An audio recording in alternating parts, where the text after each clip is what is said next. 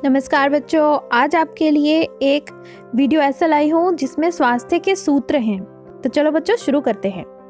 सुबह खाइए कुंवर सा, दोपहर यथा नरेश, भोजन लीजिए रात में जैसे रंग सुरेश। तो सुबह के समय पर कैसा भोजन खाना चाहिए? कुंवर की तरह, यानी कि एक राजकुमार की तरह सुबह के समय पर भोजन खाना चाहिए।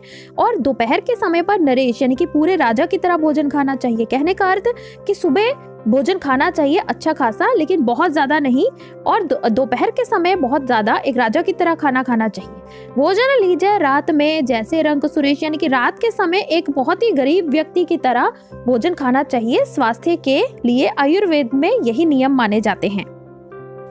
भोजन करके रात में घूमे कदम हजार, डॉक्टर ओझा वैद्य का लुट जाए व्यापार। यानी कि रात के समय पर अगर आपने भोजन किया है तो रात को भोजन करने के बाद आपको 1000 कदम तक आपको घूमना चाहिए, अर्थात सैर करनी चाहिए।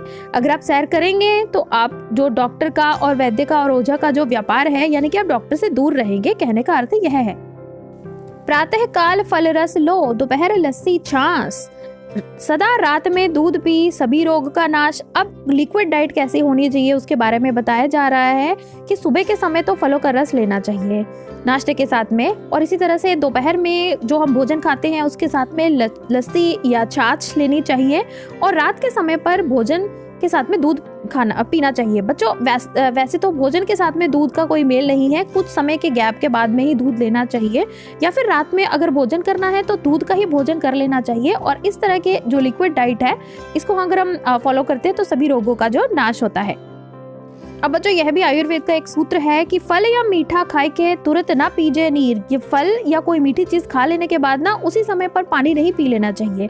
ये सब छोटी आंत में बनते विषधर तीर, जो हमारी छोटी आंत है उसके अंदर विष बनाती है ये चीजें। यानी कि कुछ भी मीठा खाया है, फल भी अधिकतर मीठे ही होते हैं, तो इनको खा लेने के बाद में उसी समय पर थोड़ी देर के बाद ही नीर नहीं पीना चाहिए, पानी नहीं पीना चाहिए। कुछ देर का गैप होना चाहिए पानी पीने में। रक्तचाप बढ़ने लगे तब मत सोचो भाई, सौगंध राम की खाए के तुरंत छोड़ दो चाय। बच्चों चाय जो है वह बहुत सारी बीमारियों का कारण है, और अंग्रेजों ने हमें इसकी लत जरूर लगा दी है, लेकिन हम इसको चाहे तो छोड़ सकते हैं। यह हमारे शरीर को खोखला कर रही है। तो अब यह जो दोहा है इसको दोहा कह सकते हैं। तो ये वास्तव में जो सूत्र है स्वास्थ्य का, इन्होंने तो केवल रक्तचाप को ही कवर किया है, लेकिन बहुत सारी बीमारियां हम ठीक कर सकते हैं अगर हम केवल चाय को छोड़ दें। ऊर्जा मिलती है बहुत, पिए गुनगुना नीर। गुनगुना पानी पीने से बहुत ही ऊर्जा मिलती है। कब्ज खत्म हो पेट की, मिट जाए हर पीर। बच्चों जो अधिकतर जो हमारी पीड़ाएं होती है ना हमारे शरीर के अंदर, आयुर्वेद मानता है कि वह वात की वजह से होती हैं। तो अगर हम गुनगुना पानी पिएंगे तो वात का नाश होगा, और उससे इसके साथ ही हमारी कब्ज भी, क्योंकि कब्ज भी एक वात का ही रोग है। जिस व्यक्ति के शरीर में ज्यादा वात बढ़ी रहती है उसी को ही कब्ज होती है, और जो शरीर में जो दर्द होती है वो भी वात कंट्रोल हो जाती है अगर हम गुनगुना पानी पिएंगे। अलसी तिल नारियल घी सरसों का तेल, यही खाइए नहीं तो हार्ट समझिए फेल। तो बच्चों ये जो रिफाइंड ऑयल है, जैसे कि आप जानते हैं कि इसको तो बिल्कुल भी नहीं खाना चाहिए, और नारियल का तेल इस्तेमाल करना चाहिए, तिल का तेल इस्तेमाल करना चाहिए, अलसी का तेल इस्तेमाल कर सकते हैं, घी को इस्तेमाल कर सकते हैं खाने में, सरसों के तेल को इस्तेमाल कर सकते हैं। बहुत सारी चीजें हैं, इन्हीं का ही इस्तेमाल करना चाहिए हमें भोजन बनाने में, इन्हीं को ही खाना चाहिए। अगर ये नहीं खाएंगे, इसके अलावा और चीजें खाएंगे, तो समझ लीजिए कि हार्ट तो फेल होना ही है। अब यह सूत्र तो आप जानते ही होंगे कि देर रात तक जागना, रोगों का जंजाल, देर रात तक नहीं जागना चाहिए, क्योंकि इसी से ही बहुत सारे रोग बढ़ते हैं।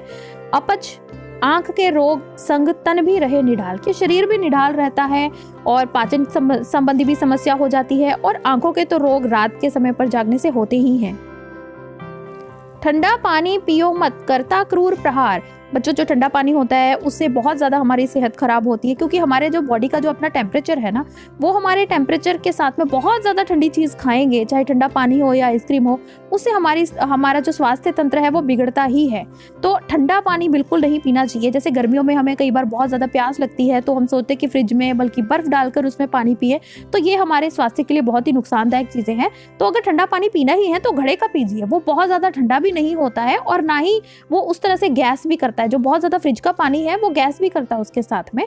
तो करे हाजमे का सदा बंटाधार, ये तो हाजमे का भी हमारा बंटाधार कर देता है। तो बिल्कुल ठंडा पानी नहीं पीना चाहिए। सितम गर्म जल से कभी करियो मत स्नान, घट जाता है आत्मबल नयनन को नुकसान। तो बच्चों हम सर्दियों में तो अधिकतर इस्तेमाल करते हैं गर्म पानी से नहाना, लेकिन वास्तव में आयुर्वेद मानता है कि गर्म जल से बहुत ज़्यादा गर्म जल से तो बिल्कुल भी नहीं नहाना चाहिए, क्योंकि इससे व्यक्ति का आत्मबल तो घटता ही है, इसके साथ ही उसके नैनों को भी मतलब आंखों की रोशनी पर भी असर पड़ता है। तो कोशिश करनी चाहिए कि हम ज़्यादा गर्म पानी से ना नहाएं। भोजन करें धरती पर अलती पलती मार, चबा चबा कर खाइए वैद्य न झांके द्वार।